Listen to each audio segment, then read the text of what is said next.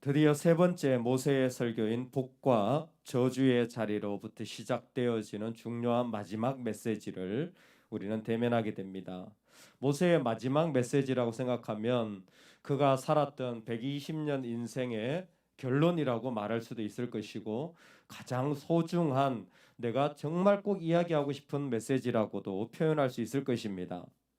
이 메시지는 저는 분리되어 있다고 생각하지 않고 1차 설교, 2차 설교, 3차 설교가 다 연결되어져 있다고 생각합니다.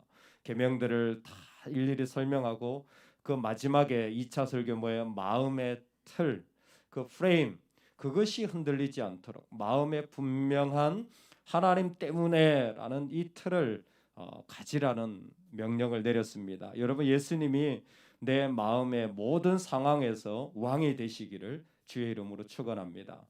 내 마음을 밀어내고 내 상황을 밀어내고 예수님이 왕이 되시는 그 마음의 틀을 반드시 가지라는 겁니다.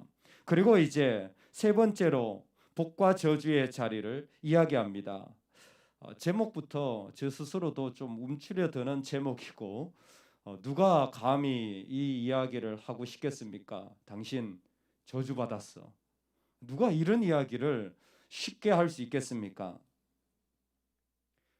장영희 씨가 쓴 글에 보면 아프리카의 한 부족은 나무가 너무 웃자란 거예요. 그냥 너무 많이 자란 거예요. 그러면 성장에 지장이 있고 결국 마을에 해를 주기 때문에, 그런 경우는 톱이나 칼로 잘라버리는 게 아니라 그 사람들은 사람들이 다 모여가지고 나무 주변을 둘러싼답니다. 그리고 나무를 향해 소리를 친대요. 너는 살 가치가 없어. 나무를 향해서 나는 널 사랑하지 않아. 너는 왜 그렇게 사니? 넌 차라리 죽는 게 낫겠어. 그러면 나무가 시들시들시들 진짜 말라 죽어간다라는 것입니다. 여러분, 그럴 정도로 사람의 말과 모습 속에는 참 힘이 있는 것 같아요. 그런데 하나님은 오늘 저주의 말을 그 가운데 심어 놓으신 것입니다. 사실 신명기 그 많은 곳곳에 너희들 이렇게 하면 안 된다, 이런 틀에서 벗어나라, 얼마나 많이 계속 강조하시는지 몰라요. 남쪽에는 그리심산이 있고 북쪽에는 에발산이 있습니다. 이 두 산을 상징적으로 얘기하는데, 남쪽에 있는 그리심산은 축복을 전하는 산이에요. 북쪽에 있는 에발산은 저주를 이야기할 때 쓰는 산입니다. 그런데 오늘 보니까 그리심산에는 시몬, 레위, 유다, 이사갈, 요셉, 베냐민이, 에발산에는 로벳, 갓, 아셀, 스불론, 단, 납달리, 이 12지파를 쫙 나눠서 절반씩 세우는 겁니다. 아마 예상하기는, 이유는 이 남쪽의 그리심산에 6지파를 세운 이유는 그들의 앞으로 받을 땅이 남쪽 지역에 해당하기 때문에, 그리고 북쪽의 에발산에 세운 것은 그들이 받을 땅이 북쪽 지역에 해당하기 때문일 것이라고 예상할 수 있습니다. 그럼에도 나는 저주받는 산에 서고 싶다 하는 사람이 있겠어요? 축복하는 이 그리심산이 아니라, 여러분 같으면 저주받는 말을 당하는 그 자리, 저주 같은 말을 쏟아붓는 그 자리에 서고 싶으시겠습니까? 안 서고 싶을 것 같아요. 이왕이면 그리심산에 가지 뭐하러 에발산에 내가 그런 말 들으면서 그런 그 상황 속에서 내가 뭐하러 거기에 있습니까? 라고 생각할 수 있다면, 우리는 아직 광야를 못 지나온 이스라엘인 것입니다. 이 말씀을 듣는 새로운 백성, 광야 세대의 2세대들은 기꺼이 그 자리에 서는 겁니다. 저주를 선포하는 산이라고 할지라도 그 말 속에 계시는 하나님을 부여잡을 만한 믿음이 있는 것입니다. 여러분, 우리가 이 땅에서 축복의 자리에 설 수도 있고 저주의 자리 같은 자리에 설 수도 있지만, 그 모든 것을 다스리시는 하나님을 붙잡을 수 있기를 주의 이름으로 축원합니다. 아멘. 하나님은 왜 저주의 산에 이스라엘 백성들 이 절반을 세워놓고 이런 것이 저주의 자리다라고 말씀하시는 겁니까? 12개나 있습니다. 우상을 만들어, 부모를 업신여, 경계석을 옮겨, 맹인을 잘못 인도했어, 고아나 과부를 차별했어, 아버지의 아내와 동침했어, 이복자매와 동침해, 짐승과 교접했어, 장모와 동침했어, 이웃을 암살했어, 뇌물을 받았어. 그리고 마지막 저주. 모든 이 이야기들을 가만히 살펴보면 이 저주를 받는 자리는 세 가지 카테고리가 있습니다. 그 중심에는 뭐가 있냐면 성적인 범죄가 있어요. 이스라엘 공동체 생활하면서 성적인 타락을 한 모습은 영적으로 치명적이라는 겁니다. 그러니까 성적 범죄가 중간에 있어요.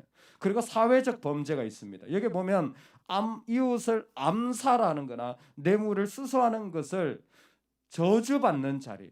여러분, 이 12가지가 다 사형죄에 해당되는 거예요. 이 사람들을 다 죽여야 되는 거예요. 되게 심각한 죄라는 거예요.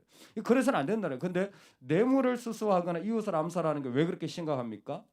이게 사회적 죽음. 여러분, 사회적 분위기로 몰아가는 게 그렇게 나쁜 거예요.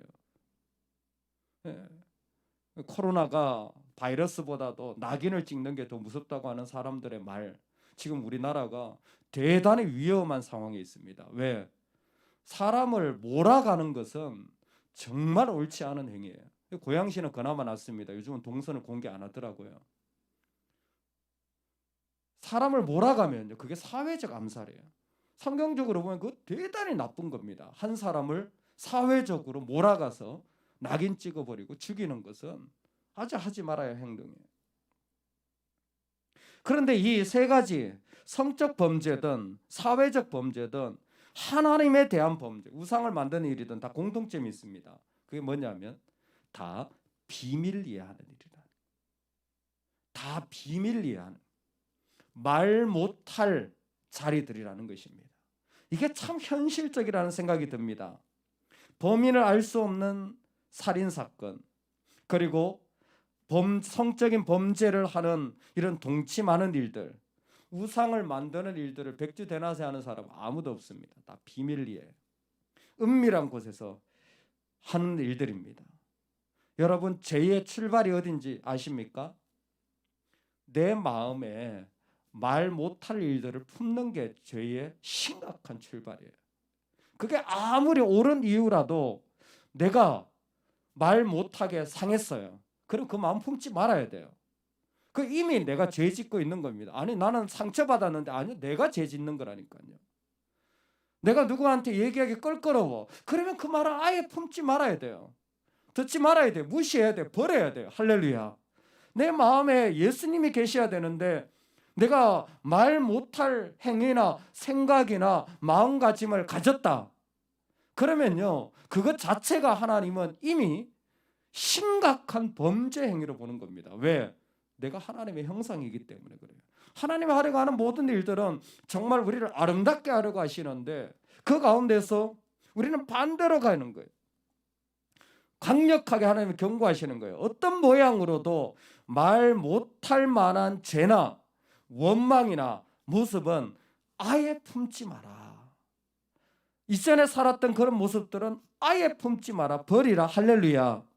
내 마음에 계속 꿍 하고 있는 것들은 여러분 절대적으로 이제는 하지 말아야 될 심각한 죄입니다. 그건 어마어마한 범죄예요. 하나님을 향해서. 우리는 그걸 다 인간적으로 다 바꾸어 버렸어요. 제가 상처받았는데 참 힘든데요. 아니, 하나님 앞에서 그리스도로 회복된 사람이 그 사람을 정죄하고 그 사람을 아프게 할 게 세상에 어디 있습니까? 내가 주님께 맡긴다면. 내가 주님께 안 맡겨서 그렇지. 오늘 내가 하나님 앞에 살아갈 때 우리 안에 이 일어나는 12가지 저주받을 일들은 끊어야 됩니다. 이건 끊임없이 우리를 족쇄로 만들어서 계속 이어지는데 안타깝게도 이 자리에 있는 사람은 계속 그 자리에 있어요. 계속 그 자리를 키워나가는 일들을 해나갑니다. 이탈리아에는 페가토 모르탈레라는 용서받지 못할 죄가 2가지 있답니다. 그 사회적 문화 속에서 기업하는 사람이 이익을 남기지 못하면 그게 용서받지 못할 죄래요. 왜 그러냐? 기업이 이익을 못 남기면 그곳에 있는 직원들은 직장을 다닐 수가 없고, 그러면 그 가족들이 먹고 살 수가 없으니까 사회적으로 붕괴된다라는 거예요. 참 현실적이죠. 그리고 두 번째가 뭐냐면 공무원이 국민이 낸 세금을 낭비하는 거예요. 공무원은 절대적으로 그 자리를 청렴 결백하게 섬겨야 된다는 겁니다. 그 문화 속에서 용서받지 못할 죄예요. 여러분, 믿는 자에게 용서받지 못할 죄가 있죠. 뭐죠? 성령을 해방하는 죄예요. 성령을 거스르는 것은 용서받지 못할 죄라고 하나님 말씀하셨습니다. 무엇이 성령을 해방하는 것입니까? 성령은 우리 안에 들어오면 우리로 말씀하시고 회개케 하십니다. 그런데 끊임없이 성령이 그 가운데서 두드림에도 불구하고 거절하고 스스로의 감옥 안에 있기를 원하면 그게 성령을 해방하는 죄예요. 하나님 나를 내어드립니다가 아니라 내 안에 자물쇠를 잠그고 나를 감옥 안에 넣어서 나는 어떤 것도 거절합니다. 어거스틴이 말했습니다. 하나님을 멸시하기까지 이르는 자기 사랑이 있고 자기를 멸시하기까지 이르는 하나님 사랑이 있다. 하나님이 지금 저주의 자리에서 우리한테 도전하는 게 뭡니까? 하나님을 멸시하기까지 이를 수 있는 자기 사랑의 자리, 자기 쾌락의 자리, 자기 비밀의 자리를 버리라는 겁니다. 그 자리는 결국은 하나님이 두드려도 열리지 않는, 아니 하나님에게서 돌아설 너무 어마어마한 죄의 자리라는 것입니다. 여러분, 오늘 우리가 서 있는 삶의 자리에서 이스라엘 백성이 이 저주의 선포의 말씀을 들으며 정말 자기를 멸시하기까지 이르시는 하나님의 사랑을 깨닫기를 간절히 하나님 원했을 것입니다. 자기를 다 내어주기까지 하나님 앞에 나아가는 십자가의 사랑을 그들에게 부탁했을 것입니다. 오늘 우리가 그렇게 살아가면 좋겠습니다. 하나님께 다 내어드린 죄. 말씀을 준비하면서도 주님, 복과 저주라고 그랬는데 저주만 시컨 적어 놓으시고 도대체 축복은 뭡니까? 저도 힘들어 죽겠습니다. 아주 그냥 신명기 강의하면서 힘들어 죽겠습니다. 왜냐하면 십계명 보면 다 하지 말라는 거예요. 하지 말라는 얘기 계속하면 짜증 납니까 안 납니까? 도대체 축복은 뭡니까? 그래서 계속 살펴봤어요. 도대체 복이 뭐야? 뭐 뒤에 있긴 있습니다. 월요일날 나와요. 순종하면 복을 받는다 이야기 나옵니다. 근데 27장에서 앞에 있는 부분에 복이 있어요. 짧게 나옵니다. 근데 분명한 복이에요. 여러분 어떻게 들리실지 모르는데 이스라엘에게 복이 뭔지 아세요? 뭘까요? 그들이 그리심산에서 받을 축복의 메시지가 뭘까요? 율법입니다. 율법이에요. 정말 하나님 놀라운 분이세요. 율법을 지켜야지. 여러분, 율법이 족쇄일까요? 축복일까요? 이렇게 해야지 하는 게 하나님은 축복으로 주시는 거예요. 근데 그 축복을 받는 사람들은요, 저주로 받아들이고 족쇄로 받아들이는 거예요. 부담감으로 받아들이는 거예요. 짐으로 받아들이는 거예요. 근데 하나님은 축복으로 주신 거예요. 한 신학자가 참 잘 표현했어요. 율법은 거룩한 특권이다. 여러분, 이 율법을 가지고 하나님 주신 이 말씀의 계명을 가지고 가장 힘들어하고 짐이다고 생각하고 그냥 나를 죽이는 것이라 생각, 나를 힘들게 하는 것이라 생각하는 사람이 있을 수도 있습니다. 하나님 그렇게 말씀하지 않으셨어요. 처음부터 하나님의 말씀을 주실 때는 정말 하나님의 백성이라면 그 말씀이 필요했기 때문일 것입니다. 그리고 그 말씀은 그에게 생명이 되는 축복의 자리라는 것입니다. 저와 여러분이 특별한 말씀을 받고 살아가는 것이 은혜입니다. 이 세상 어떤 누구와 달리 그 하나님의 일들을 지키고 해 나갈 수 있는 것이 특권입니다. 여러분, 그것은 말할 수 없는 축복입니다. 할렐루야. 오늘 그것을 볼 수 있는 그리심산의 은혜가 있기를 소망합니다. 하나님 나에게 말씀하여 주시는 것 자체가 축복인 거예요. 내가 하나님을 위해 할 수 있는 작은 것 하나, 내가 주의 이름을 전할 수 있는 것 작은 것 하나, 그 자체가 너무나 귀한 축복이라는 것입니다. 하나님은 그 축복을 이스라엘에 준 거예요. 근데 그 축복을 깨트리는 일들이 너무 많으니까 자세하게 이런 저주의 일들을 적어 놓은 것입니다. 얘들아, 이런 일들이 너희 마음에 한번 들어가면 절대로 그게 너의 영혼을 다 죽이고 심지어 하나님까지 멸할 수 있다. 그래, 그곳에서 돌아서라는 거예요. 마음에 말 못할 일들.